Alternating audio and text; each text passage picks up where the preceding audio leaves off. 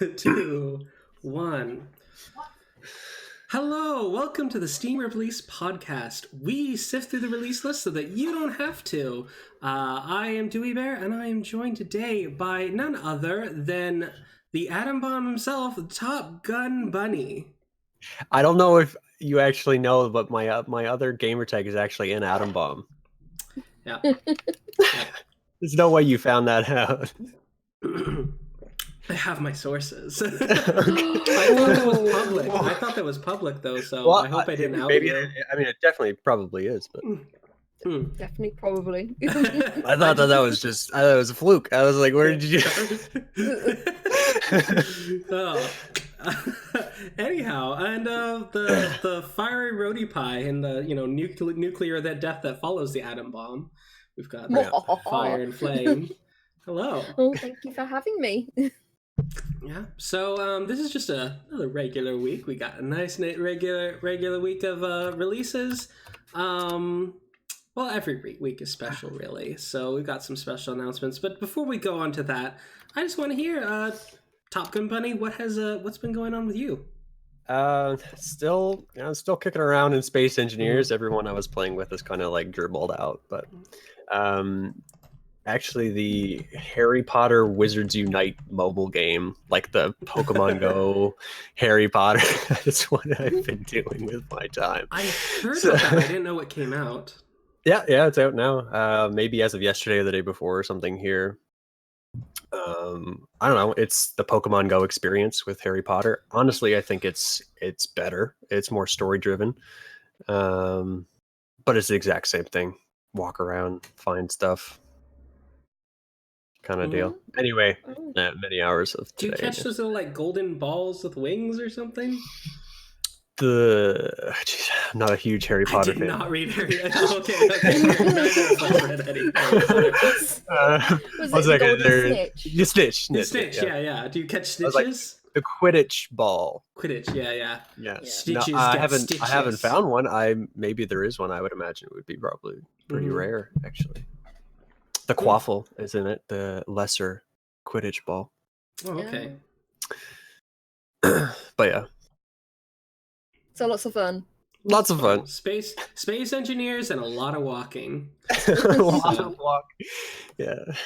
So I remember when Pokemon Go came out, my brother was super into it because he played the original game that the developers had done originally, that the one where you have to fight bring down shields everywhere and you've got to find okay.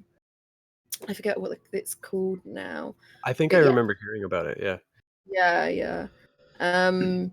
But yeah, he did Pokemon Go and lost a lot of weight because he was like walking loads of places and like going to. I think it's probably the closest we've ever come to world peace. Is playing Pokemon Go game out. Just like meeting strangers on the street and being like, hey, I see like a Pidgeotto around here somewhere. Yeah. And they're like, oh, cool. It was pretty magical. I think it might have been because I live near the Nintendo of America headquarters. It's in a suburb of Seattle, if you didn't know. But when I lived up there, it's a really walkable suburb.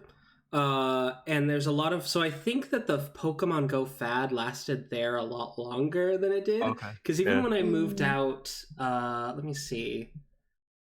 at the end of 2018, there were still people playing pretty regularly. Like, definitely smaller crowds, but you could see people, grouped up at a corner by an old oak tree, and you knew what they were doing. You knew they weren't selling drugs. They were playing Pokemon Go. So yeah, I haven't seen anybody else playing the Harry Potter one. Like, I don't think that it'd be as as well received, but we have like a local like comic book convention that we have here, and I follow them on Facebook, and people have been posting their friend codes and stuff in there. So there is some people in the city for sure playing it. Yeah. Oh, cool.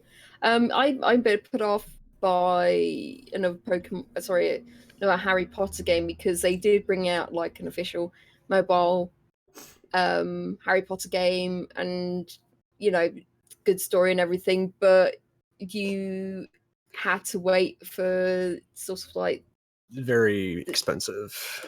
Yeah. Well, it was timed. It was timed. You had It's a very it's a energy, very yeah. it's a very I don't know what to call it, but like people, they make a lot of money when they give you something and then they say, all right, you can only do it for a half hour and now you have to pay us money if you want to keep going. Yeah. Or wait. It's or wait for your energy levels to go back up. And if you want to get past this certain point, I think Ron was going to die or something like that. And it's like, you could save him right now, or you could wait till... Or you could wait. Yeah, basically. And I kind of forgot about it. I left it and then I went back into it. So, oh, my energy is going to be full again. And they actually went right back to the beginning of that section. So I'd have to spend all of my energy again. The energy to even get to that point. Yeah, exactly. Yeah. And I was thinking, that. Yeah, so it's the entire mobile gaming. Like, if you buy games on mobile, this is something you're used to. It's like very scummy marketing. Yeah. Now they do have energy in this Wizards Unite game as well, but you can replenish it by going to inns, like different places. Like they would have gyms in the Pokemon one. You go there and it replenishes your energy. Oh, okay. Well, so once every 5 minutes or so, you can do that. It's not so bad, but like I'm imagining as I get further into the progression of the game, things are going to start becoming more energy dependent, and to the point where it'll be like, okay, I think I might actually have to buy some energy. Yeah. This is why this is why I don't play a lot of mobile games, because it ends up being like that.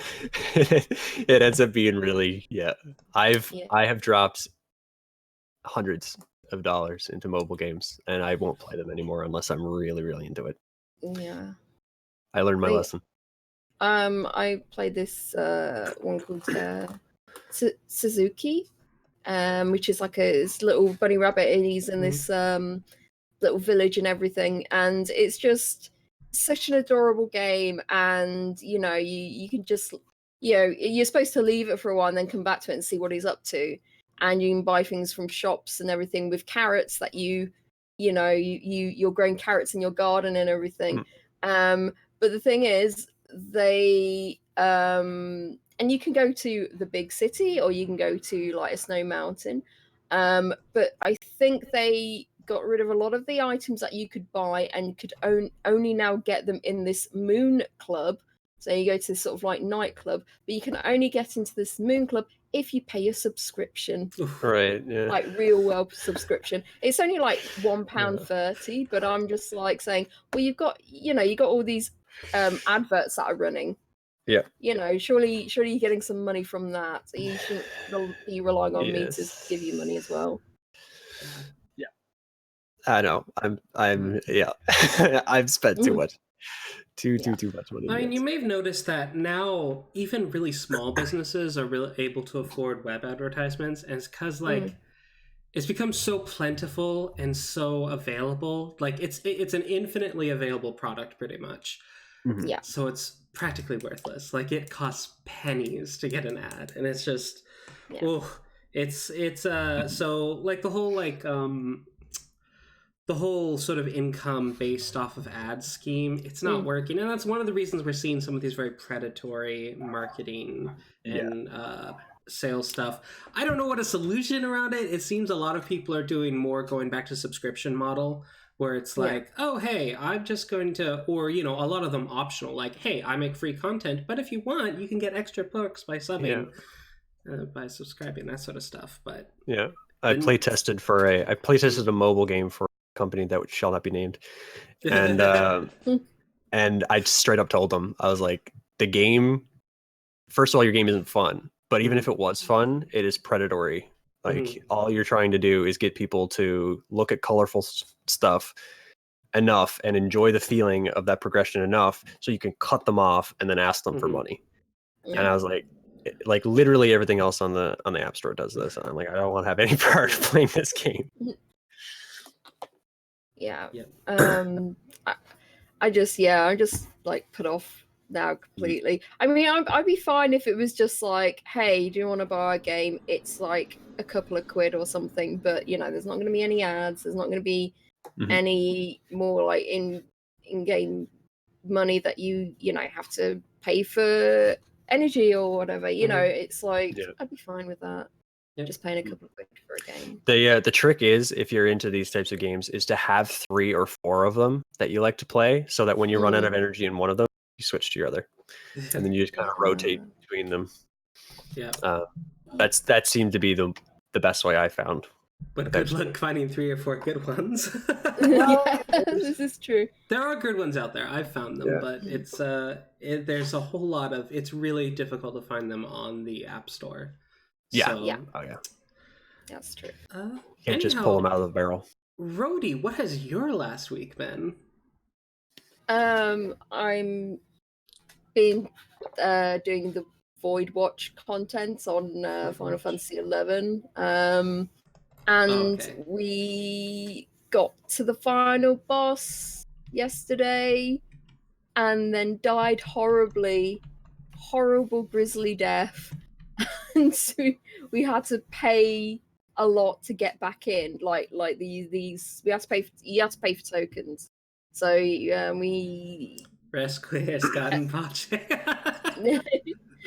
and it was a different. You don't use like normal gil like you get from like selling items or whatever. You have to use like another type of currency that you get from another part of the content. And luckily I did this like years ago, so I had like a lot of this currency, but it was like it cost us like it was like 3 million each pop, so I needed 3 of them, and then we went back and it says, right, we're going to do it this time, and then of course we died horribly. But we'll get it next time. We'll get it next time. But it's good because it's this month. So what they do each month, they adjust an old piece of content so it is easier for people to access. So they can like do it and tick it off their list and say, I've done this. So, I've done the boss or whatever. So this Void Watch is like just really, it was really annoying and really difficult to get going. But yeah, we just blitzed through a load of bosses, basically. We just needed to go to the area, pop the boss, kill the boss. Instead of having the complicated spawning mechanics. Yeah, it had really weird spawning mechanics. You had to like sort of play a hot and cold game each time you wanted to pop a boss, and then it wouldn't be the actual boss; it would just be one of the minions, and that would give you kind of it would kind of like power up this crystal that you would then use to pop the boss. And they got rid of all that and said, no, you just have to go to the thing with the right crystal and just pop the boss. So yeah, that was, oh my god, that was a nightmare. But we nearly got it done. Just got to get this boss down. Does it reset? It's the final boss does, and it takes the key items if you die. Well, it takes. Like, does it reset weekly? Like, do you have a limited amount of time before you? No. It's fine. But we've got to get it done before the end of the month, otherwise it's going to reset. But yeah, we don't have to do like the whole thing over again. We've just got to get this one boss down, and then we've completed that content. Been playing a bit of Final Fantasy 14. This week is going to be getting ready for the expansion. So I'm going to be putting a load of items to sell to the people that want to level the new jobs that are coming out. Yeah. Money making. And I did play what you call it? Sorry, I'm bringing my light. Oh, Steam is not liking me right now. Sorry. Yeah, so I did play a bit of Infected as well. Infected? And Infected, the twin vaccine. And I got stuck on a puzzle.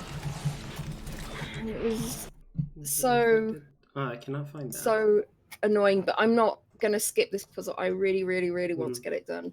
But it's a very strange hidden object game, as in usually like when you're in a scene, there are lots of things to do within that scene, whereas in this one there will only be like 2 or 3 things, and so far it's like, oh, I need an item for this particular area, and it's like there's a cross on the ground. It's like, oh, that needs to be dug up, and it's like 3 places have like an X on the floor, and you just have to dig up, and it's like, oh, there's the item. There's no like sort of clever way that they've incorporated finding items. It's so weird. It's really weird. Oh, okay. They're all just trying to they're trying to dig out their gimmick, but they haven't found it. Yeah. All right. So, what has my week been? My week's been I got on Heroes of Hammerwatch. There's been updates, guys.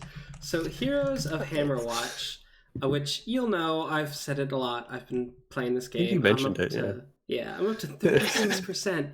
36% of the way.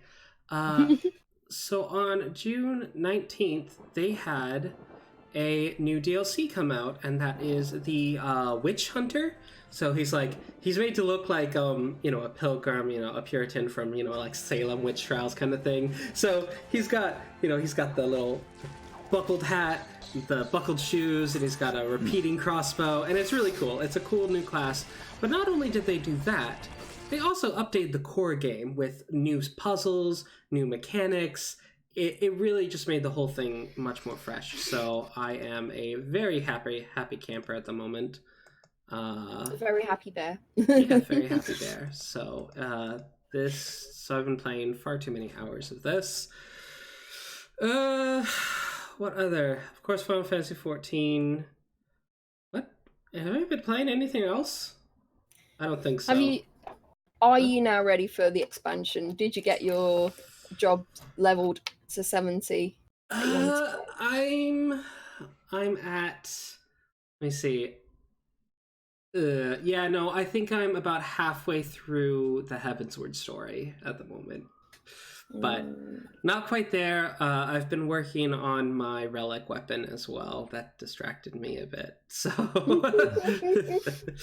but yep. But yeah, so I'm not ready, but I'll get there. I'm getting there. Anyhow, with that's what we did this week. Last week, Akiho's throwing shade at EA. EA deserves all the shade. Don't sue me. And let me see. So after what did we play this week? We had some things to bring up before our honorable mentions. I'm trying to remember what that was. The Radio Tom played The Spy Who Shrunk Me. Oh yes, The Spy Who Shrunk Me. Yes. Okay, so he helped. He was a co-host a couple weeks back. So the Radio Tom, he played The Spy Who Shrunk Me. So what do you think about it? Needs a lot of polish. Yeah, it was a fun game, and it's quite interesting to watch as well. Each section seems to be very quick to do. It's like just one room, and you have to just get through sort of just this one room. You get so on the trailer you see your interesting ways of killing people. You shrink them, and then you just dispose of them. Well, apparently you get penalized for each time you kill somebody. And I don't think they should have done that. I think they should have encouraged you to find interesting ways of disposing people, because you get a score at the end of it. That's probably like they were sitting down to develop the game, and they were like, "All right, I don't want to kill people." Yeah. No, it's like they give it to the playtesters, and they're like, "Why can't we kill people? We love killing people." Well, the thing is, it's so interesting how to do it, because it's like you shrink someone and then you throw them. You put them in the paper shredder or something, or you flush them down the toilet. So there's these really interesting things that you can do, but you get penalized for doing it. And it's like, well, why put put that in the game then? If why put the effort into even making me allowed to do this? Yeah. Exactly. Yeah. So yeah, you get like you know, a score on if it's A+ or an A or a B or something like that. So yeah. And Radio Tom was doing really well. He was getting A's in it. But yeah, he said he would like to, you know, not necessarily encouraged maybe to dispose of people, but definitely not discouraged in doing it. Yeah. Maybe they could have had something where it's like you get a certain medal or award for doing a no-kill run and a different sort of reward. You know, some sort of branching thing. Like a lot of games, particularly like these sort of stealth games, do that, where you have your no-kill runs and then you have your all-kill runs. Like you have to get rid of everyone. Or even like an alignment system or something would work too. You could say, you know, what you do affects how your character behaves. Or you're given a list of targets and you have to kill them in a specific way. That sort of thing. So they could have. It's a missed opportunity, definitely. Like there's so many ways. Like we're just brainstorming and thinking up ways that could have been done better right here. So okay. But yeah, the rooms themselves, the gameplay that needs, you know, a lot of definitely needs polish to it. Especially, I don't know whether it was OBS or whatever, but it there seems to be some FPS problems. It's like it's also some clipping issues, and so it definitely needs a bit more work on.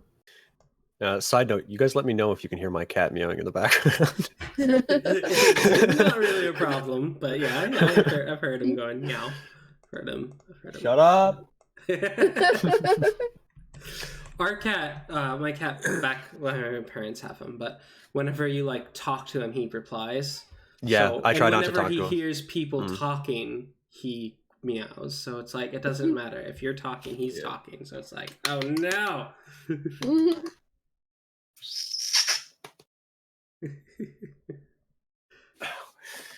You turkey. So what you got for us next? Okay. Anyhow, so we do have some honorable mentions. Just some brief ones, but first we have Chinese Parents. So for those who may not have been aware, this game came out back in September last year, but it was originally only available in Chinese, but it has 10,000 reviews, positive reviews. Well, 89% positive. Well, now it is available in English. So finally, we get to find out what all the Chinese players are hyped about. So, cool. So for those who don't know, Chinese Parents, it's a casual sim set in China where you basically raise a kid and you either can decide to be... Well, you basically choose your parenting style, how you raise the kid, how you keep their schedule, etc. It's a simulation of growing up. And then when the kid grows up, they have a kid that inherits some of their traits, and you do it again. So, yeah. Video game about a relatable experience. So I have seen the art's a little bit crunchy, and I have seen some reviews mostly saying that if you aren't from China or from like a country with some similar family dynamics, some of the stuff seems really weird. And this came from a Taiwanese reviewer who found that, you know, he grew up in both Taiwan and in Canada, and, you know, he found that like a lot of the stuff in here, I don't think most Canadians or most Westerners would get. It would be just kind of like, what? Like, this is very strange. At the same time, so he felt kind of conflicted about whether he should even recommend it. But yeah, so Chinese Parents, it is available. I was actually thinking that it's like, because raising children, I heard that Chinese parents, you know, they, because of the culture, they have very different views about it. So I was wondering how this was going to play. Yeah. Yeah, and it's all about getting to that at the end. The end goal is to, when you're 18, you have to take this this college entrance exam, basically, and it's like the most defining moment of your life because it sort of decides whether you get into one of those big high-paying jobs or you're just going to be a street vendor for the rest of your life, kind of thing. Like it's that big moment. It was a really big moment, very important, and so this is very fascinating. So. And you can be a total tiger parent and like, no, you can have no fun, child. Oh my god. So there's just a lot of things, a lot of interesting things. So, yep. So yeah, that is Chinese Parents. The next honorable mention we have, this game came out. It is called a Muse Dash? Yes. Yeah. So this is an infinite runner, but / rhythm game, I suppose. Kind of looks like Panty and Stalking. Oh, it does. You know what? It does have that look. I thought it was for a second, but there's like a third person. Mm-hmm. But it's like the blonde with the red and the purple with the knee-high socks. There's a lot of fan service in this, but it's still at the same time is still quite cute too. Yeah. So yeah, this is play as characteristic heroines, dash through fairy tale-like stages, dancing to rhythm and beats, kick those silly cute enemies into outer space. So, very, very nice premise. There seems that they have 30 different songs as well, and I don't know if you can import music. I think I'm gonna get this. I love beat match games. I do. Yeah, it looks super fun. It looks super fun, and it's only it's 20% off now, so it's £39. So yeah, it's great. Personally, I saw that it was just like 2 lanes, and I was like, I don't know, that doesn't seem that interesting. But it seems also, unlike say Guitar Hero, where you can press multiple buttons at the same time, you can only press one, so it's all about going between those 2 options. But there's some nice animation as well. It's just adorable. Yep. So yeah, $2.39 might be worth it. Didn't say how much the Chinese Parents one was. Sorry, that's 33% off right now, and it's £4.81. Oh yeah, Chinese Parents is $6.69. So, for those wondering. We talked about this next game, this next honorable mention before. It is Islanders. I played a lot of it. You played a lot of it? Yeah. Oh, dang. Yeah. Actually, my wife's played more of it than I have. Oh, that's right. You brought that up. Yeah, so she's played a ton of this. Well, there's been an update, and now they have sandbox mode. So it's just infinite sandbox. There's no sort of end condition. You can just kind of keep building up your island as long as you want. Oh, nice. So, I like the regular mode. I like having this might end at any moment if you don't do a good job. But I can see how that would be fun. Yep. Let me see. So yeah, that's really cheap. That's £4.79. Yep, and it's so striking. Let me see. What else did they do? Yeah, they did some rebalancing, but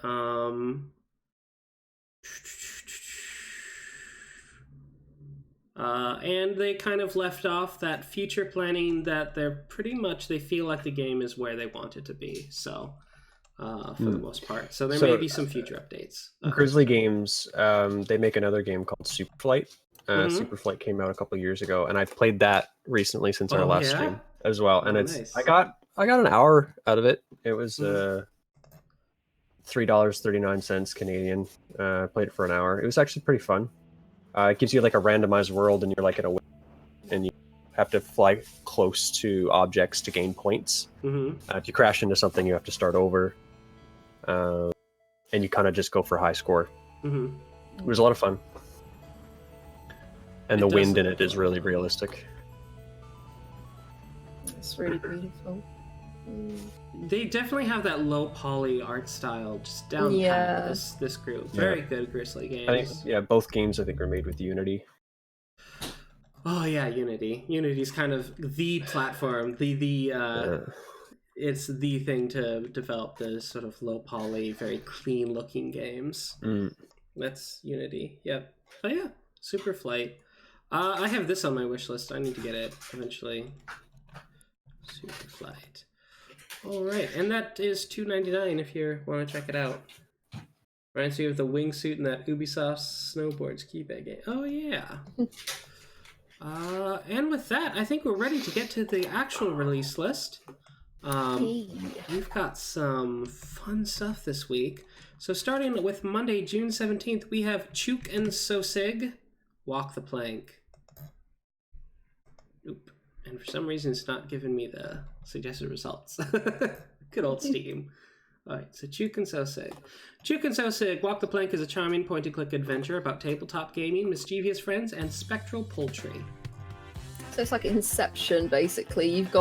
You're playing a game where people are playing a tabletop game, and they play it through like a point-and-click scenario. Mm-hmm. Okay, so it's like a story driving. Yeah, okay, I can see. We're playing the game of the people. We're playing the point-and-click part of it, and this narrative is happening around the tabletop game while they're talking about each other. They're saying what's happening. So it's double Inception. Nice. It's got a really cute sort of like children's storybook art style. I quite like that. Yeah. Like I feel like you would find this art style just in a children's book section. Yeah. I really like it, and I like the character designs, the animals. They look so cute, and yet slightly frightening. I really like that. I'm not sure. I think this is like 2 to 3 hours long. You say it like took them about 4 hours. So, yeah. I was just looking at this. Character chemistry is nice. Art style is detailed and commendable. Game functions well and doesn't pull any rugs. Negative is too much focus on endless fetch quests. So I imagine, like when they're talking about fetch quests, it's that sort of Magic 3 mechanic that they use in point and click games. So you come across a character and it says, oh, you can go past this door. You have to bring me these 3 things first. And so you've got to go and do it. Yeah. Individual areas lacking in things to do or see. So yeah, I have come across point and click games like that. They've got this very nice scene, and you want to sort of pixel hunt, see if you can find anything to click on, just anything to give it some flavor text or just something to interact with. And sometimes they don't put anything in there, or they put like one thing in there, and it's like, well, okay, I guess that's what you want me to do. You've not given me much of a game here. It's a waste of real estate. Exactly. And they said focus feels a little too aimless. But yeah, it's. I mean, I put this on my wish list. So I'm a sucker for point and click games. But yeah, I can see like where it definitely could let itself down. Yeah. And Tuki Paluki is a one-woman indie game development studio, so based out of Hawke's Bay, New Zealand. So a single developer worked on this. That's pretty cool. Awesome. I find like a lot of point-and-click games are like worked on by one person. Yeah, it's. I suppose it's quite ideal sort of thing to do. Okay, they're published by Armor Games, so I don't know if Tuki Paluki's made anything else. Yeah. Yeah, but it's 10% off right now, and that's £6.47. So yeah. Yep, that's cute. Yeah, it's $8.99 US. There's no word here on what kind of engine they use to create this. Yeah, I'm. It almost looks like a Flash game, but I don't think they use Flash anymore. Yeah, it might just be HTML.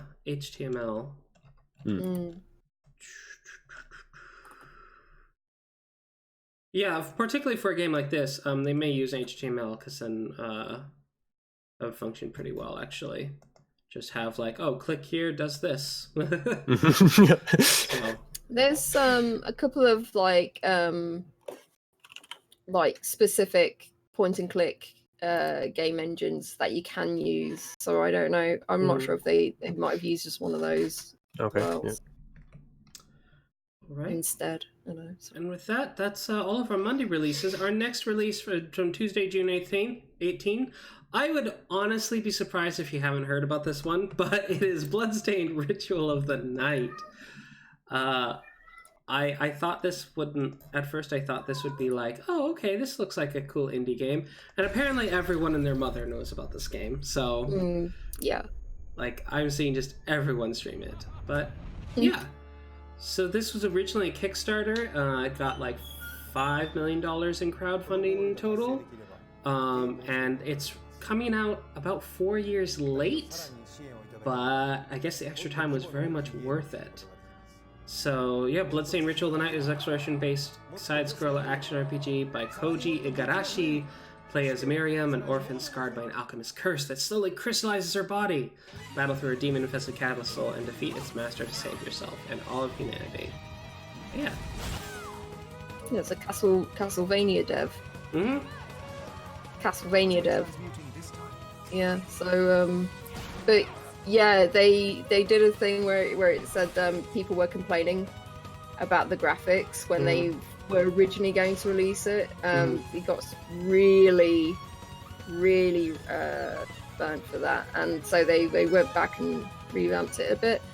And it does look better, does look a lot better. But at the same time, kind of not. I know some people might hate me for saying it. I'm not sure where that money's gone. You know what I mean? Because I've seen Kickstarters get a lot less. And yeah, the game was released for Xbox One, PS4, and Nintendo Switch as well. So I don't know how much money it goes to split. Oh, true. That. Getting the testing done for that might cost as well, but yeah. What? You can play as Shovel Knight too. Interesting. Okay, but yeah, it definitely has a weird aesthetic that I would be like, this looks kind of weird. So I didn't think it would be super popular, but it has sold incredibly well. And one of the things I'm seeing a lot of is that the combat is just so smooth. So maybe that's where all the money went as well, is just making sure that the movement and all the scripting just worked and flowed very well. Yeah. So that could be as well. But yeah, it's definitely not the prettiest game I've seen, for sure. It's 10% off right now, £31.49. What do you think, Topgunbunny? Does it tick any boxes? No. No, I probably wouldn't play something like this, but maybe even just for the price alone.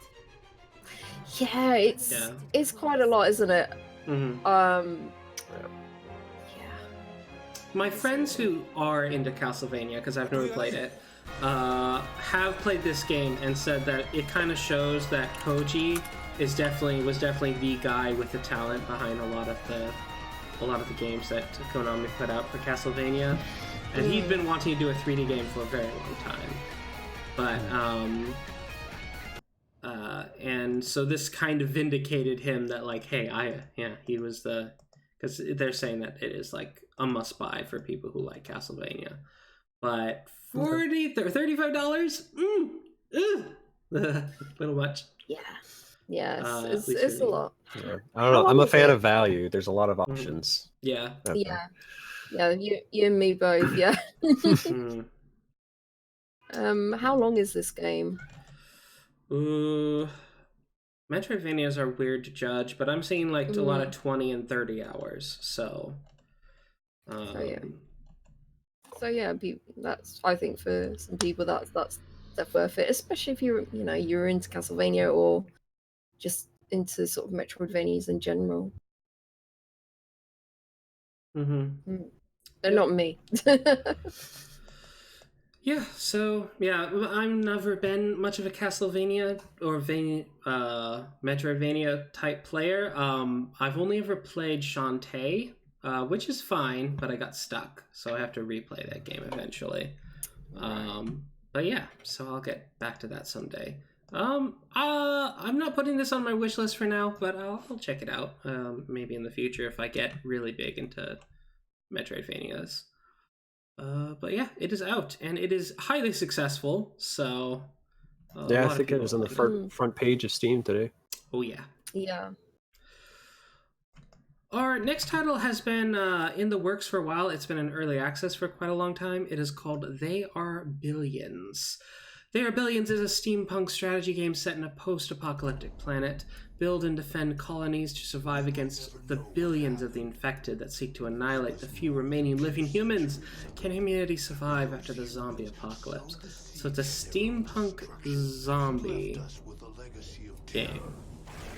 Okay. A strategy game. It must have been out for a while in early access or something. Yep. There's 13,000 reviews. Oh yeah. So it only just came out. The recent ones are very mixed. It's like 56% of them are positive. I've been trying to put my finger on what the one thing is that was that, but I honestly didn't look too terribly long. I was like, oh, very positive. Why is this mixed?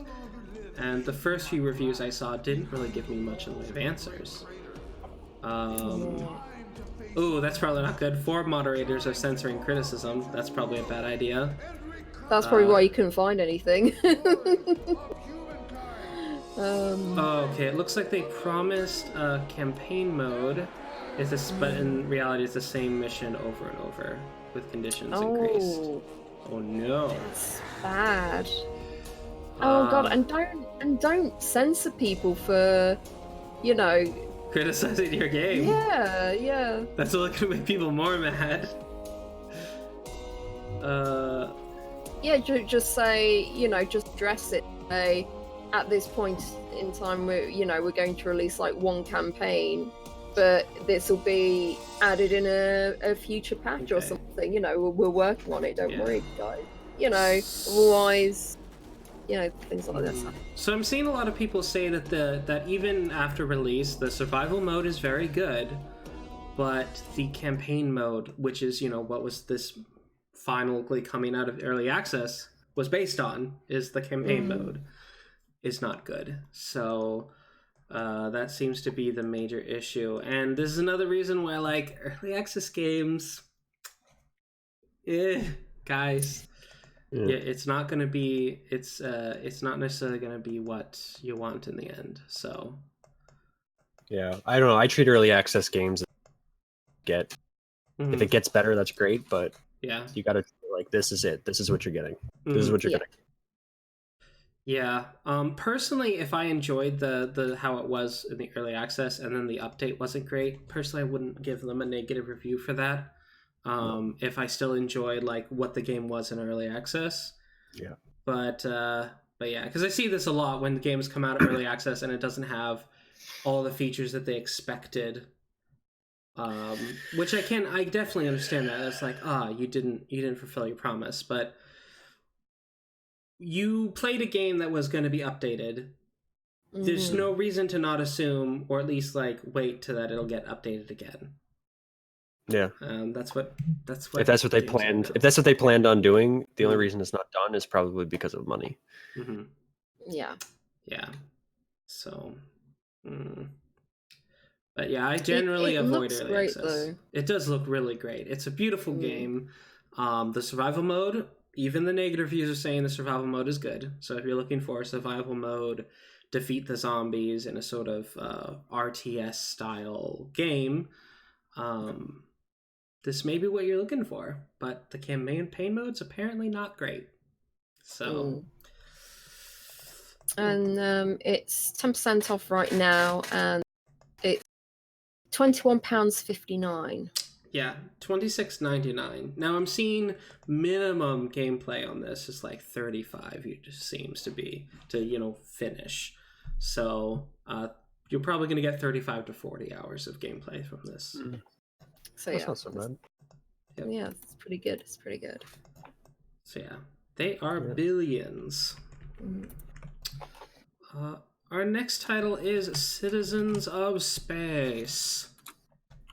I have story time for this. Oh, really?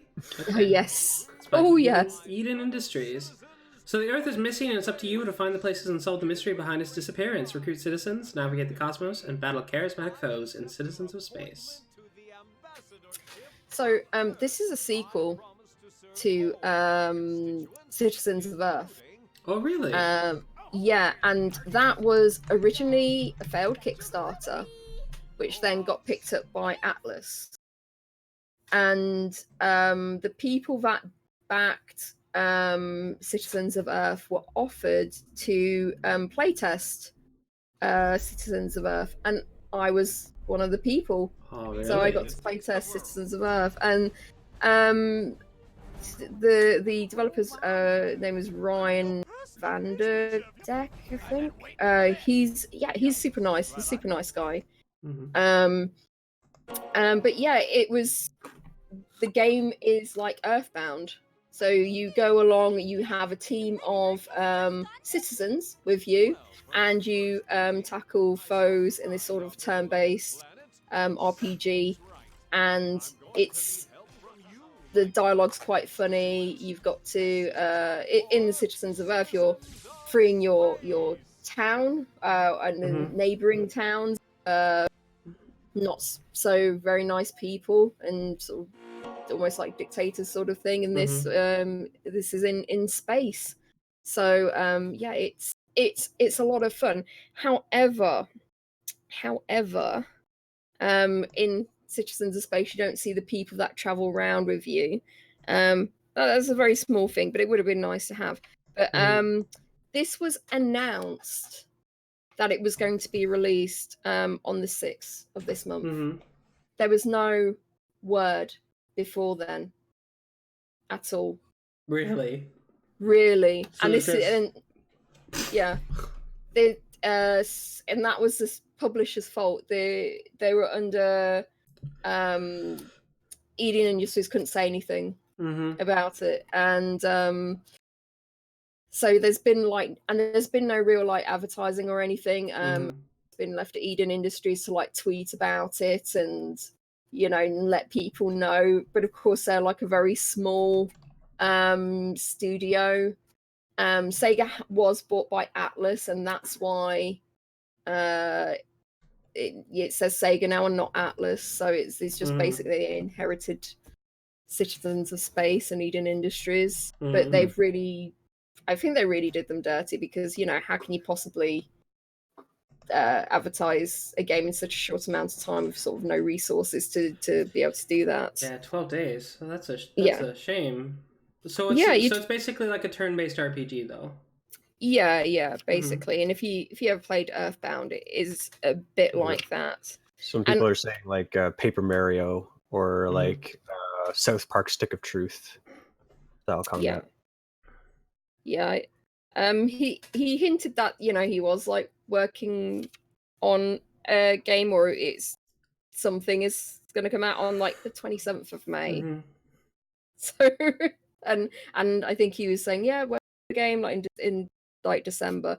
And also another thing, he said the game is bigger than Citizens of Earth. There's more content, there's more voice acting in it.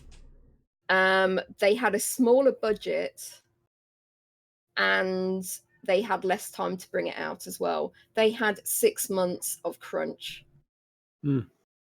So yeah, it's not great. It's not great at all. Oof. Yeah, I think it's about time. If he should probably see if he can go indie after this. If Sega doesn't give him any sort of support, because it's why are you being published if your publisher's not fulfilling their side of the deal. So that's pretty bad. Yeah, because even with this sort of publisher support, so they've got no advertising for one, and it doesn't look like they've got a lot of people to play test it either, because the main thing that people are complaining about is the fact that it's very buggy. Bugs, yeah. So they didn't get that sort of Sega support for having quality assurers to test it. It's really too bad. My word. Yeah. But yeah, if you want to give a dev a little bit of support, Citizens of Space. Yeah, so this is £11.99. $15 US. Yeah. That's $20 Canadian for some reason. Yeah. It's got a pretty charming look to it, I gotta say, though. Yeah. I really like the art style. I kind of like the art style of Citizens of Earth better. Uh-huh. Yeah. It's stuck with the flat. I don't know. Yeah. Both games are really good. I'd recommend. I really do recommend Citizens of Earth. It's something a bit different.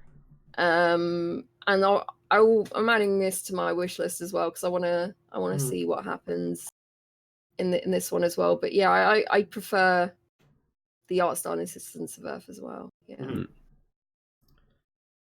All right.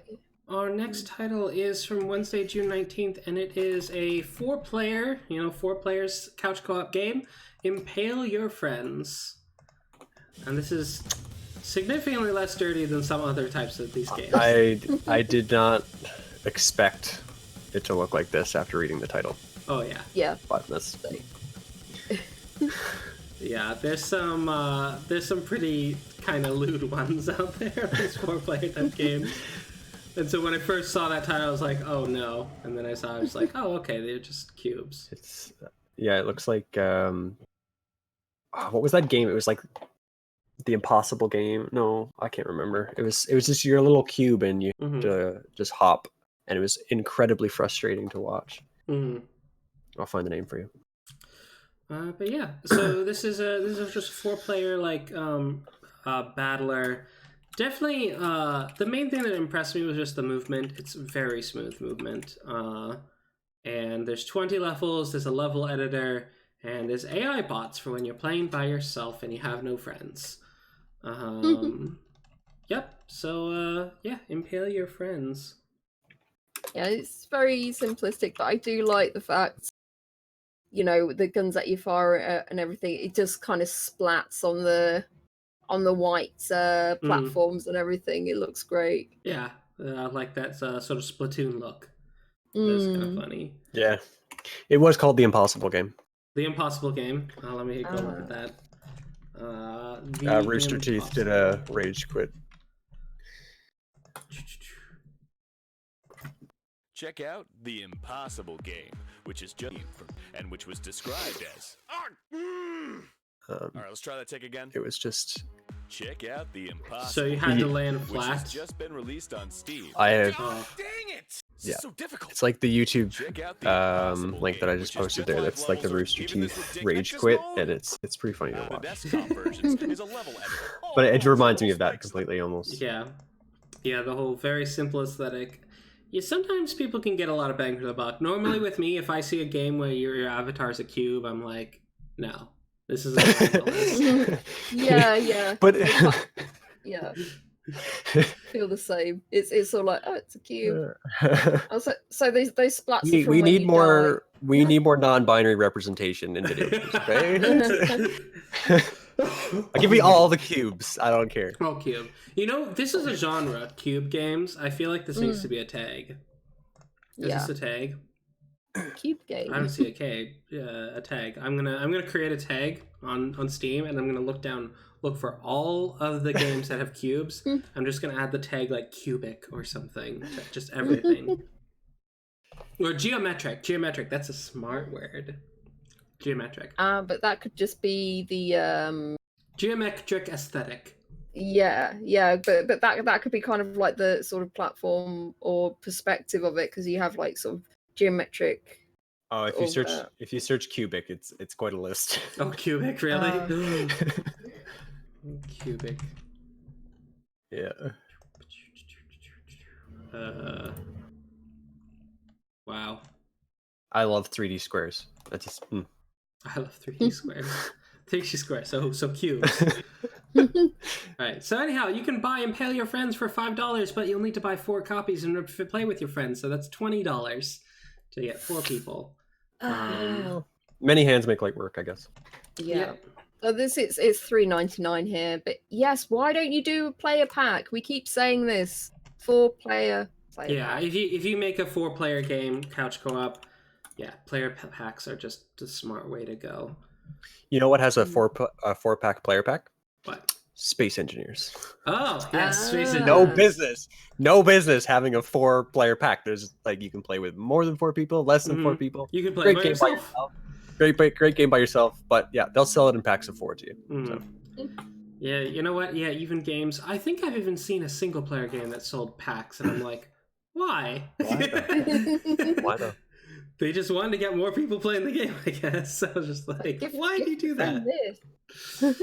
All right. So, with that, go out and impale your friends, and after that, Thursday, June 20th, my friend Pedro. My friend Pedro. So this was brought up by the Devolver Digital, and they have that creepy stream going with that picture of the guy. I think that's a guy wearing a mask. He's moving around. Oh, he is moving? Okay, because I thought it was just like a cardboard cutout or something. No, I was watching it earlier. He's got a control. Okay, so he is moving. All right. Okay, cool. Because when I watch him, I watch him for 10 minutes and not a move. So I just thought it was like a picture, and it's like, that's kind of creepy. That's even creepier than it's a person. Maybe it's like a Snapchat filter or something. It almost seems like the mask isn't real. So I don't know. Yeah, My Friend Pedro is a violent ballet about friendship, imagination, and one man's struggle to obliterate anyone in his path at the behest of a sentient banana. So you're a schizophrenic who is seeking revenge, I guess? Yeah. So this banana friend. It's one of those games where all your problems can be solved with bullets. Yeah, all your problems. You wanna flick a lever? Bullets. Yeah. You wanna use the elevator? Bullets. So this is also a twin-stick shooter, so you're going to need use of both your thumbs. And from what I understand, controllers make this game a lot easier to play. Because you have to control each arm. So that's something you have to involve. But yeah, my friend Pedro. I love the fact watching this and you see like sometimes the little banana is in the back. And he's very pleased with your progress. The banana is like, pleased. la, la, la, la. Very pleased with your progress today. Yes. Yeah. So Pedro is informing you of your next steps and just like, oh, good job. So, which makes me wonder, is like, who's the villain in this game? Oh no, of course this comes with a soundtrack bundle as well. So. Oh yeah? That's for Justin to buy. Yeah, you know, it looks super fun. There is some cool mechanics, like you have to spin. When he does that spin, you're dodging a bullet, so you have to time your spins and stuff. There's it kind of reminds me, what was that, the Katana Zero game that came out a while ago? The one where, except that one is a bit less forgiving. I think you can take a few hits with this one. In Katana Zero, you get hit, you have to go back to the beginning, but Katana Zero is pretty good. Yeah, this one's way more forgiving than that. I was watching him just get shot up. Yeah. And he was still alive. Now, this game is only about 2 or 3 hours long, from what I've heard from folks. It's being sold at $16.99. Now, it is Devolver Digital, so quality over quantity is one thing that they do a lot of. A lot of their games aren't particularly long, but they're pretty memorable. So, yeah, but Dead Toast Entertainment. It's 15% off right now, so it's £13.17. Yeah, Dead Toast Entertainment. Yeah. 1937 Canadian. I'm glad that when it's on sale for somebody, it's on sale for everybody. I like when they put jokes in their mature content description. A lot of games do this. A great deal of blood, gore, and bananas. So, my word. My friend Pedro really makes you feel like John Wick. Yeah. Yep. So it looks fun. It looks like there's also a motorcycle part to it as well. So That's pretty. Yeah, it's kind of a spectacle shooter / platformer. So yeah, looks fun. Thursday, June 20th. Our next title is 1980X, which I'll be real with you. This game annoys the hell out of me. Yeah. I don't know. The story better be damn good. It better be really, really good. So, and I'll explain why it annoys me. Anyhow, so part 1 of Arcade Epic 1980X. So this is part 1 of 2, so there's going to be another one.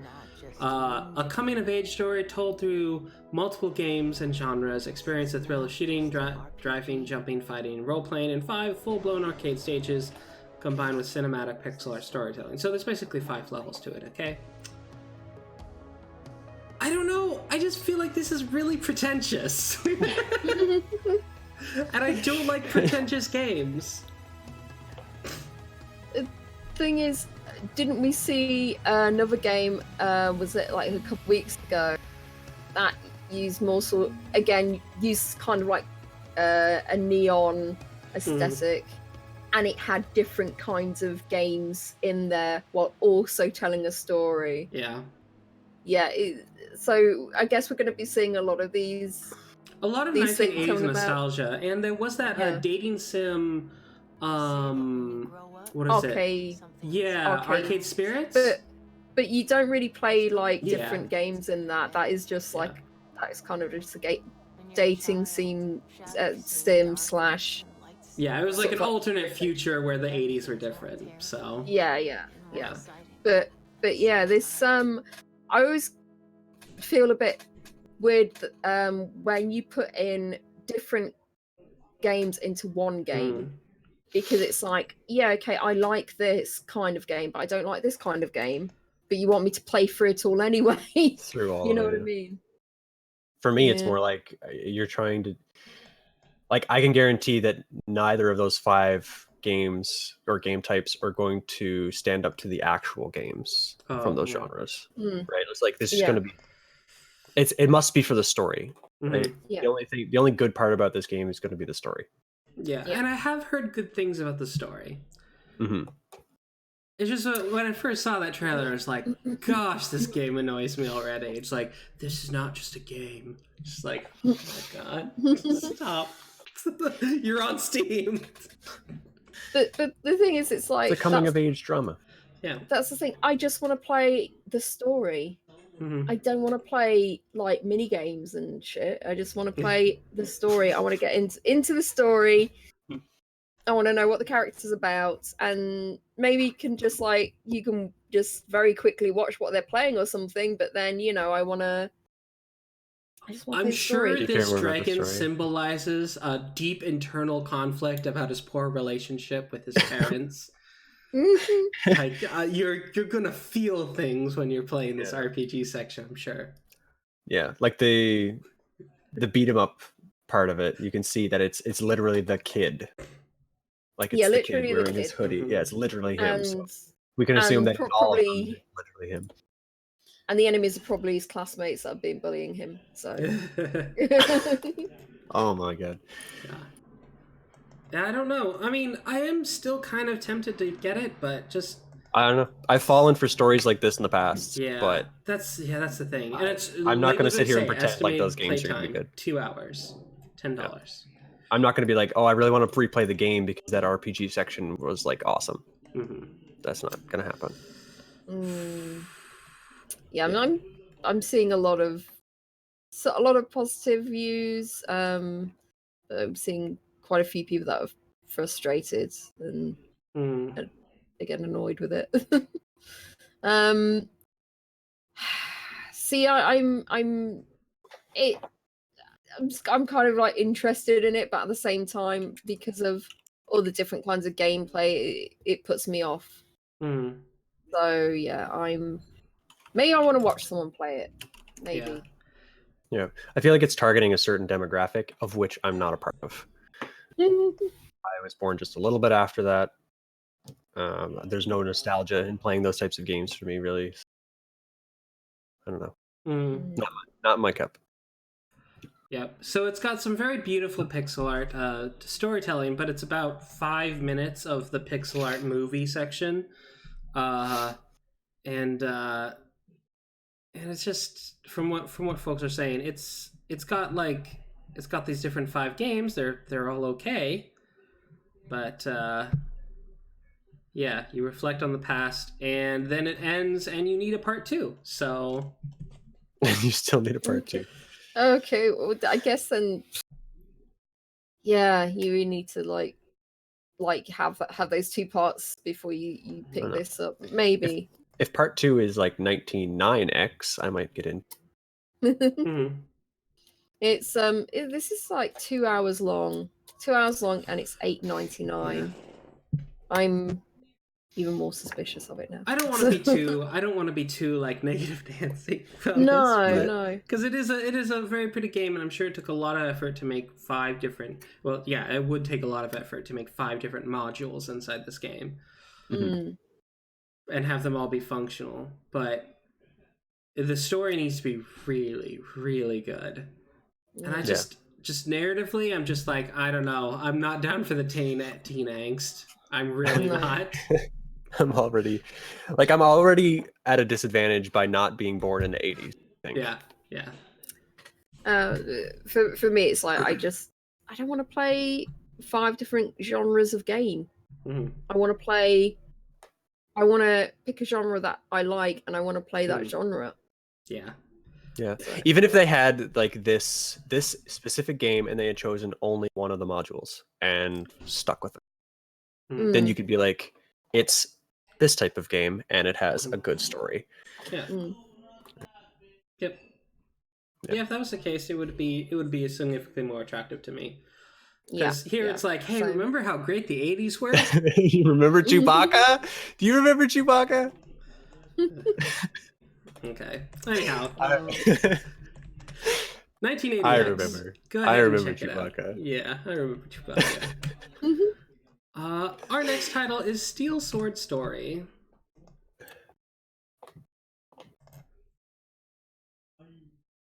I hate to give... Okay, so I'll give the spiel. This game is created especially for all the old school classic 2D action game fans out there. Pandering much. From 8-Bits fanatics, the creator of the fatally difficult action title 1001 Spikes, comes a true 2D dark fantasy action game full of swords and magic. So I'll be honest, this game almost didn't make the list because when I was initially looking at it, it just feels so drab. Okay, I like the color palette. Okay, you like the color palette? I like specifically. I opened it, I was like, I like the color palette. Yeah. It grew on me. Not gonna lie, it did grow on me. But when I first saw this, I was trying to figure out whether it was just the color palette I didn't like or whether the art was bad. And the art and sprites are very good. So once I realized that, I was able to tolerate it a bit more. But when I first saw it, I was like, this looks so bland. To me, it looks like Tales of Destiny, which is one of the Tales games from the PS1 game that I really, really, really enjoyed. And I really enjoyed it because when you got in combat, unlike other RPGs, you actually had control of your character to move back and forth on the screen and attack with buttons. So it looks like that to me. And there was a like nostalgia when I opened. I like the color palette, but traditionally I don't like things that other people like sometimes. You hipster. No, well, like I fervently liked nu metal, and that seems to be one of the most distasteful things to some people. So. It's to the point where I'm like, can I really trust my own opinion? When you like something everyone else hates. I'm like, hey, you want to come do the Steam release podcast? Like, yes, I've been playing a hell of a lot of that new Harry Potter game on my phone. Yes, the judge of games. Let me see. I'm like, you I keep know. having me back. I have mixed feelings about it. I think, you know, I don't know if it looks fun because it reminds me of Wonder Boy 3 slightly, but although it's got that kind of grimy sort of color palette, and it doesn't look as fun to me. One thing I did notice was like it kind of looked like Hollow Knight, like the gameplay, and I was like, I already have Hollow Knight, and Hollow Knight's the same color palette, the same type of game. Well done, very well done game. So maybe this I would is just also go a back fairly short game, so I don't know how short. I've seen people with less than an hour. I've seen people, several hours. If they're going for an old school sort of battle platformer, there may be a way to hurry to the end. So there may be a way to speedrun this game, but it's not a terribly long game from what I understand. So, but it is only $3.99. So yeah, with it being kind of short, it seems kind of fine. Someone said they can't recommend it because, mainly the second reason interests me. It says apparently this engine can't handle if you rush through enemies and keep loading more of them in the screen because the FPS goes down a lot. The game was made, it actually says on the page, created with Pixel Game Maker MV, which is like RPG Maker. So it was made, it was made in like the people who make RPG Maker. So it was made in that engine, so blame them. If this was made in RPG Maker, I am extremely impressed. Yeah, it's made in Pixel Game Maker MV, which is the same. Okay. Wow, because it looks so nice. Like if it was made in an engine, they clearly made a lot of their own assets. Yeah. I do like that if you kill literally anything, it blows up in a fireball. So, like you kill a bird, explode. I think it's very well done, but I think there needs to be like a few things just to add it to make it a bit more interesting. But it's 20% off right now, and it's £3.19. Yep. I do like how the more I look at it, the more I notice little touches to the art, little touches of detail. That is nice. They do have a lot of attention to detail in it. But yeah. I might check it out someday. It's not going on my wish list at the moment, but I might check it out someday. So, our next title is really weird. It is Super Pig X. I'm a big fan of vegan mode. Probably the hardest game you'll ever play, a pitch black platformer where the only way to see the world is to die, splattering blood everywhere around, packed with mind-bendingly hard levels, mazes, and numerous traps that you will never see coming. The guy who made this made McPixel. So yeah, he was coming up with weird ideas for his games, and I really like this idea for this game. He also made Mosh Pit Simulator. Yeah.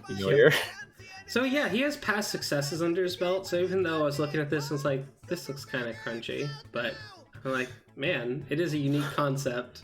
Yeah.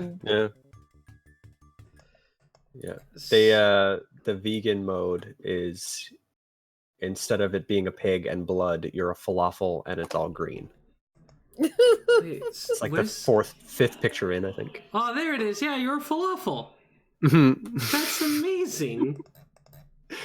So good. Yeah, he called it vegan mode. Oh man, now I really want falafel. Ooh. And what's worse is there is a Syrian restaurant right next door, and they have some good falafel. Oh my gosh. So you have access to falafel? Yeah, it's like 3-minute walk. I'm like, this is a supply and demand situation. Yeah, I could get falafel right now. Oh. Well, you can get one for us as well.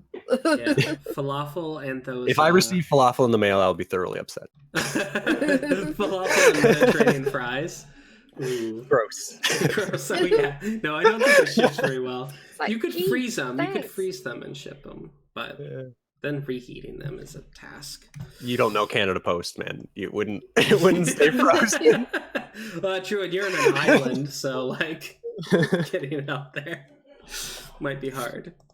But yeah, Super Pig X. It's $4.79, so certainly not expensive. It's 50 mind-bendingly hard levels. But you know what? Kudos to having that. Mature content. There is a lot of blood and pigs dying. Literally, the only thing you can see in the game is blood. There's also a mild and pixelated pig sex scene at one point. What?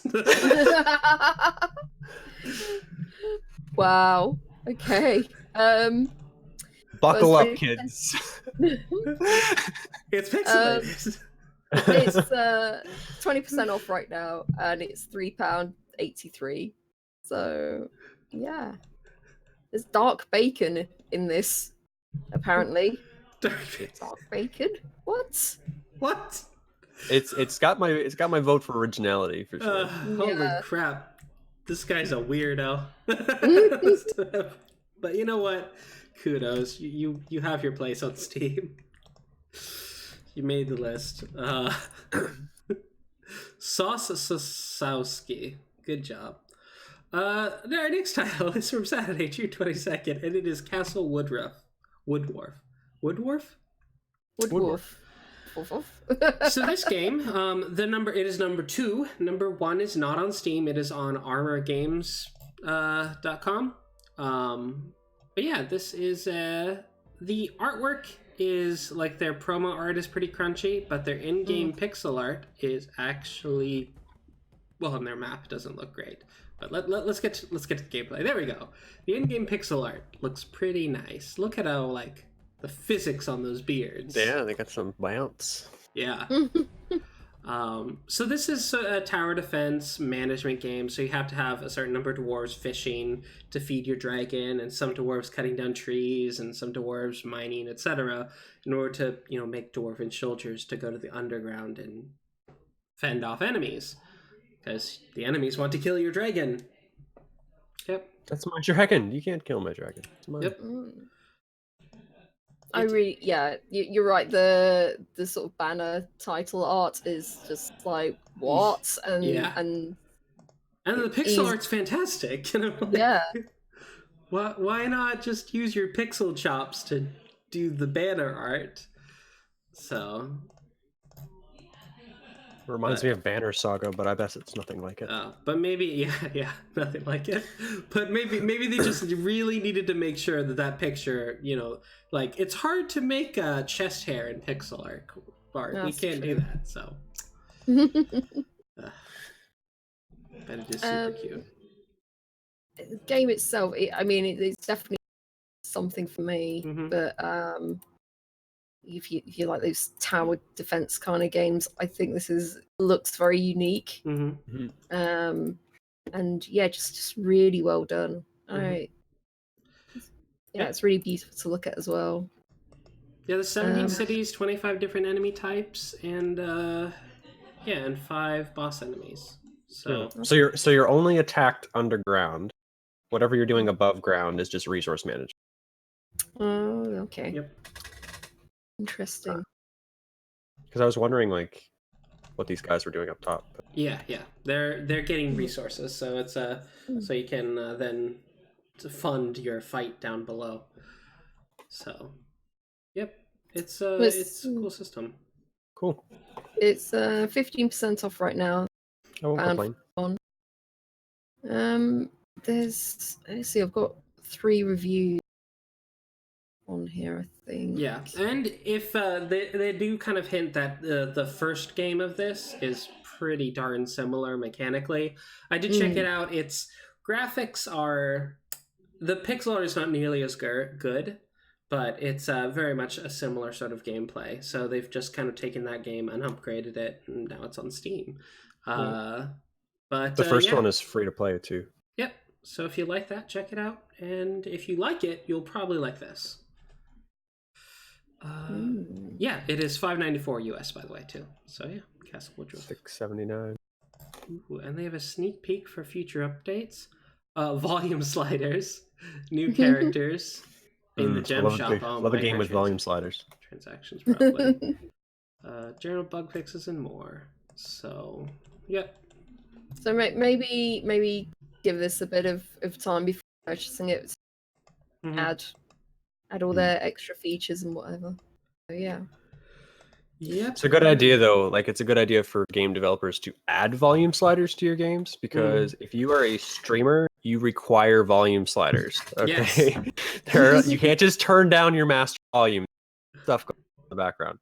Yeah. And you're not going to change your whole streaming setup just because there's no volume sliders in the game. You are going to exit the game and play something else. Yeah, exactly. Yeah. Volume sliders, you need them. I have done it multiple times. Yep. I was like, oh, there's no way to adjust the volume. Guess we're not playing this today. Yeah. Indeed. Oh, yeah. Remember back in the day when you had one volume control? Mm. But yeah, now I've got, let me see, volume control on my headphones, volume control on where my headphone jack plugs in, volume control on my computer. I never know what my levels are because they're all over the place. All right. Well, with that, that's our release list. That is all of our games on the release list. It's a good release list. Yeah, it was a good set. Mm.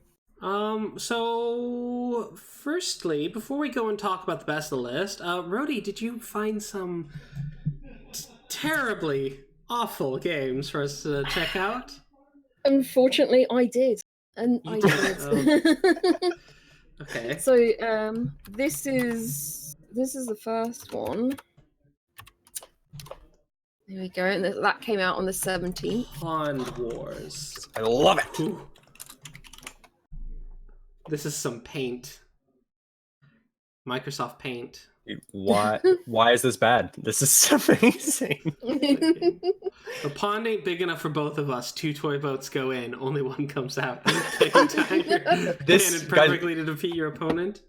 This requires an anime. Beyblade was incredibly successful.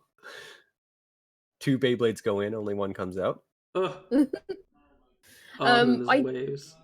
Usually each week I'll go with like a theme of sort of why I picked these particular games, but this week things just caught my eye this week. So it's just things that were bad that caught my eye. Oh, the physics in this game is ridiculous. My word. So to whoever the student is who made this, well, you made your first game. I'm not gonna pay $4.24 for it. No. But you made your first game. Put it on your resume. Get good at making games, and come back someday. Yeah. So get a job. Get a job. I don't know, guys. I like it. It's conceptually when the wave knocks your boat completely upside down. That's my favorite part. That's my favorite part. Conceptually, it's got some good things, and honestly, some better art. Maybe some additional mechanics. Better UI. Yeah, UI. Some updates to UI. Make it suitable for widescreen. You know what? Just do those, and yeah, you could have a hit here. I'll be honest. Yeah. Richard Gubb, it's perfect. Don't change a thing. Richard Gubb, you're just ahead of your time. You're ahead of your time. Don't listen to Topgunbunny. You're ahead of your time, Richard Gubb. This is like contemporary dadism. Like this is satire. Dadaism. I thought I would never hear that word again after leaving college. This is a masterpiece. Okay. All right, Rhodey, what's your next catastrophe? Oh my. So the next one. I feel like one of these days, one of these games is like the dev is going to be someone I know. I feel like that's going to happen, having worked in the industry for so long. One of these days, I'm going to be like, wait, I know this person. Oh, hold on a second, I'm not sure the first is 2. Also, I don't know if this stream is buffering for you guys or not. Because I had to sort of Let me check. Re... We look live to me. Oh, okay, okay. Yeah, it's live to me. Okay. Okay, I think it's just you. So yeah, it's... Hold on. And paste. There we go. Horrorville. Horrorville Maze Escape. And that was on the 18th of June. Well, I feel like I've been here before. Yeah. So Okay. I picked this game because for me, it kind of represents sort of like all the sort of like horror games that, you know, people churn out. Mm-hmm. And it's like, so badly done. So whenever there's like a first-person horror game, I'm always a bit, is this one any good though? You know This what I is mean? VR as well. Yeah, so it's even worse. So show me the real-life dial pad where the numbers are in Comic Sans. But but all the time, like they have these, you know, you have a torch, and they don't work like torches work. You know, it's like a very small pool of light. Whereas you know, like when you turn on a torch, it's like it illuminates. It diffuses, yeah. Yeah, absolutely. So yeah, they always like really annoying and they don't have a good scary. light engine, and they don't have to use good quality assets because everything's dark, so you can't see it anyway. It's yeah, exactly. But on the plus side, this is only 79. So, you know, 79 really... cents, wow. And it's 99 cents US. It is VR only, so it is actually one of the cheaper VR experiences you could get. Yeah. That's going for it. It says 60 minutes to find the exit, 7 randomized quest points. So there is some level of random. And screamers. I will not play this because I am a chicken, and I'm sure even a bad horror game will terrify me. So the main features: horror atmosphere, horror music, horror sounds, 60 minutes to find exit, 7 randomized quest points, screamers. I don't know what a screamer is exactly. No, me that's neither. a real lack of mechanics listed right there. So main features: ghost hands. So yeah, that's you have a Luigi mitt. The only review is less than an hour, and it's all in German, and I do not speak German, so right. The next one. Right. You know, I haven't lost faith in humanity in these ones, so that's nice. Tower Ascend. Okay. Ascend. This week, the bad games have not made me lose hope. Yeah, we've seen worse. Dash, wall jump, and use power-ups to escape your doom and reach new heights in this affinity scrolling platformer. Okay. So this is... I feel like, you know, it's a good idea and everything, but again, you got the artwork isn't quite there. The characters, I feel like they're like too small or something. They look like little fleas or something jumping up and down. In fact, they're people. But it's one of these things. I feel like the dev has done something to practice with, to, you know, get things mechanically right and everything. But I'm not sure it should be. Again, I'm not sure that it should be on Steam platform. I feel like it needs to be somewhere else. It's an HIO type thing. It's like, hey, I need feedback, and this is for my resume kind of thing. Exactly. That's what this looks like. It doesn't look bad. It looks like it might be fun. Yeah. It says I only have access to one desktop during development. I therefore do not know the system minimum for running the game. If you encounter any performance problems or other bugs, let me know through an email or a message on Steam. So it's not bad. It's not like a shovelware game. It's just, I feel this should be on another platform. But it could definitely use like an artist, use that feedback about the size of the characters, things like that. It's £1.69. So if you do want to give it a go, fair enough. Still, Yep. it And this now is by I'll Jonas Dahl. Yep. Yeah. Now I'll bring us on to the last game. Oh, final one. So again, this isn't. I feel like I'm bringing games. Maybe the theme this week is it's not a bad game, but there are certain things that you shouldn't do or you should do when putting games on Steam or another platform. So it almost feels like, well, you could put anything on Steam at this point. Yeah. So this is Malcolm's Day. Malcolm's Day is a platformer whose development was influenced by a strong passion for video games of the 80s and 90s, and by the beautiful experience lived in the daily life of those years. Developed by a guy from the 90s. Oh, that's me! I'm a guy from the 90s. Thing is, so it looks, very competently made and everything. Maybe the artwork is a bit crunchy. It is, however, $12.99. It's pretty expensive. And also the about this game. So this is what the developer has put, which I don't think you should put something like this. So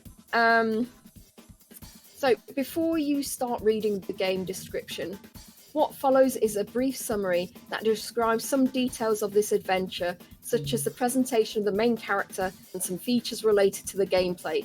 The truth is that a video game is difficult to explain, and the best way to understand it is to play. Gosh. Now, you're trying to get... No, sorry, Andrea. You're trying to convince me to play your game. You need to tell me exactly what kind of genre your game is to enjoy it, and why I would enjoy it.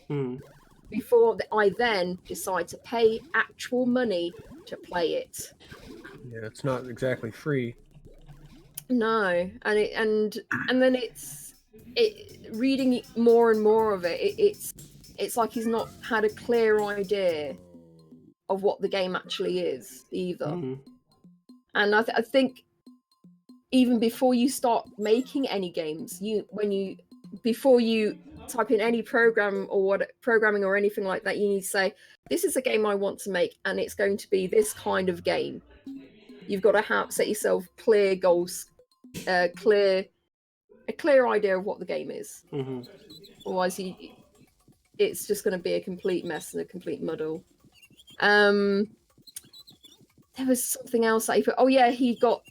Someone asked, I think in the discussions, asked how long it was, and he said he had two of his friends play the game, and it took them like 2 days ago, a few days ago, he said, and it took them about 10 hours, and they reached the last area without concluding the main story. And it's like, well, don't just have only two of your friends play it a couple of days ago. You should have had, if you maybe, reached out on Twitter and asked if anyone wouldn't mind playing your game and give you feedback for it. Or I don't know, not post it on Steam, put it on somewhere to give you feedback. But this is a guy that spent a few years developing this game. So he says I can tell that it took a few years because I'm looking at all the different mechanics and stuff that's going on here. I kind of like the physics of it. Yeah, it's got some good physics. It's got some cool things, but you in that time you should have at least thought of a way to explain it. Because trust me, this is not a super unique concept. I'm sure that you could explain it as a platformer, a story-driven platformer, with a variety of gameplay elements. See, I just made a pitch that's better than the one that you did. So, yeah, and that's the thing. It's like you got to zhuzh it up a bit, of when you're explaining things to us or when you try to sell your game to us. Otherwise, we're just gonna glance over it and say, well, okay, well, you haven't explained what this game is. Why would I buy it? Yeah. Yep. I think Andrea has a promising future, but you gotta get a little bit outside of your own ass a little bit, and Yeah. not think they've made a masterpiece and you just don't understand. It's like, no, you've made it up a game. It's gonna have flaws. People are gonna notice those flaws, but you need to accurately express what the game is, and then just let the cards fall where they may. It could use some better art, but honestly, mechanically, it's got some interesting stuff going for it. So kudos to that, man. But yeah, no, you make an very good point. I think with any sort of like artistic projects, like whether you're writing a book, whether you're doing photography, or whether you're painting art, if you then you need to then go to see someone and say, what do you think? Could you read this through, or have a look at these? What do you think of those? And you have to get those critiques. You have to get used to receiving critiques from people. Only then can you actually improve on what you're doing. All right. Well, with that's Rhodey's list of horrors. And now we're going to go and save ourselves from this crippling depression and talk about what is the best of the list. So, of today's list in this last week, what were the games that you thought were the best? And Topgunbunny, what was your game of the week? Just looking back through the list, I really liked that Steel Sword story. I don't know why. It's cheap. It's got that color palette. I know that it was made in another program that I've used RPG Maker before, so I know like kind of the ins and outs of how difficult it would be and like what types of assets are like available to you. I don't know. I'm kind of impressed, so I might try that. Other than that, I mean, like, I'm not Chinese, but Chinese Parents looks hilarious. It definitely looks.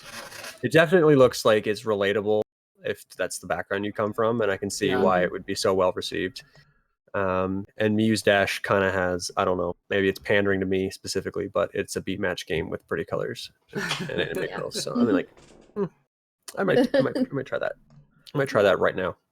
Yeah, cool. Right now, my word. All right. Boop, boop, boop. And what about you, Rhodey Pie? What is your game of the week? So, I'm really interested in the point and click game, although Chook and Sosig. I feel like I might end up being disappointed, like I am with so many point and click games. But it's got hold of my interest. But also, I really like Citizens of Space, and if it's as fun as the first one, then yeah, I well, it's something I can tell you how I can guarantee that you won't be disappointed, and that is to have no standards. So, let me see. As for me, it's actually hard. I honestly don't know what of this list I would say is the thing of the week. I'm kind of torn between Bloodstained, Ritual of the Night, and My Friend Pedro. But Super Pig X also stood up. Man, I'm just, this is a bad week because I'm not actually adding anything to my wish list this week. I'm just kind of like, they all kind of looked, there's a lot of games that looked fun this week, but nothing that really spoke to me specifically. But considering my friends, I'm probably going to have to check out Bloodstained, Ritual of the Night. So, eventually, at least, because my cousin will probably never stop pestering me. So, but yeah, games of the week. With that, let's just let's advertise yourself. So let everyone know where you can find you. So, Topgunbunny, what have you been up to? Where can people find you? You're gonna find me at the local church, sitting outside like a skeety person, playing my Harry Potter mobile game. It's Sunday today, so a lot of people walk past me. Oh my god! It's a landmark. They're going past saying, "Oh, that man what a beautiful church! What a beautiful church!" He's having such a tough time lately. You know, he can't even He's here, but he can't face church. He's having a really good time. And there you are. I just like to sit outside. I want to sit outside. Yeah, I want to sit outside. Other than that, I stream on Twitch. Stream on Twitch, yep. Topgunbunny, he's got an excellent stream, guys, when he streams. But yeah, he's got an excellent stream. Which is when he's at home. Yeah. Not down the street. Yeah, down the street. Rhodey, what about you? So I've got one more week of work. So and then I'm off for the summer. So I'll probably be streaming. Then I'll probably have some energy finally to get on and stream and finish point and click games. Finish my getting through my Steam list. I think, you know, I haven't done too badly, although definitely could be better. Definitely could be better. Right. But yeah, I'll be on Tuesdays and Thursdays. I'm going to try and stream, probably not this week coming, but maybe the following week. Yeah, because this week is going to be the Final Fantasy 14 release. So oh yeah, that's right, the new expansion. I gotta make my dancer. My Hrothgar dancer. Yes, gonna make that. Shame we're not on the same server, so I can rip you off on some wares that I sell. Oh yeah, the EU servers. Yep, I now have characters on all 3 NA servers. But yeah, so with that, and as for me, I stream on Twitch, of course. You can find me on Twitter. I have not been streaming that much, but this last week I got back a bit. It's just that I'm sick. Yeah. So I am recovering from an infection, and also there is the cold coin around in town. So at the same time that I'm on antibiotics, there's also cold, so I'm like, this double whammy. So it's the Diego cold. Yes, indeed, the Diego cold. Although I think it's like more. I think it's just across the whole of the United States, because I have like there's so many YouTubers and Twitch streamers who are also like, it's like, yeah, I'm pretty sick, and it's just like, wow, everyone's got it. It's that summer cold. So you're not on next week, are you? Nope. So for the next 2 weeks, I will be out of town. Well, out and around town, because I will be out of town next week, and then I have a friend coming from Canada, and I'm going to be showing him all around San Diego, and we're going to be going to the Santa Catalina Island and just exploring Southern California, because I don't drive, so I haven't seen a lot of Southern California, even though I live here for the last several months. So I'm going to get to see a whole bunch of stuff that I haven't gotten to see yet. So, yep. It's pretty cool. So yeah, it'll be a fun. So when we're back, we'll have a massive list of games to go through. I'll try really hard to be really like quality control. So there may be some games that would normally get on the list that might not, because we can't talk too long. But yes, yeah. But yeah, so there will be. I'm sure there'll be plenty of awesome games over the next 3 weeks. So. So the next show is going to be on the 14th of July. So 14th of July will be episode 33. So, yeah. But thank you guys for coming out. If you're in Twitch channel right now, thank you for coming out. And if you're on YouTube watching this, thank you for watching this. Yeah, thank you so much. Thank you. What's up, YouTubers? Yes, what's up, YouTubers? And goodbye. Goodbye. Don't forget to like and subscribe. Yes, like and subscribe. Farewell. All the hearts. Bye. All the hearts.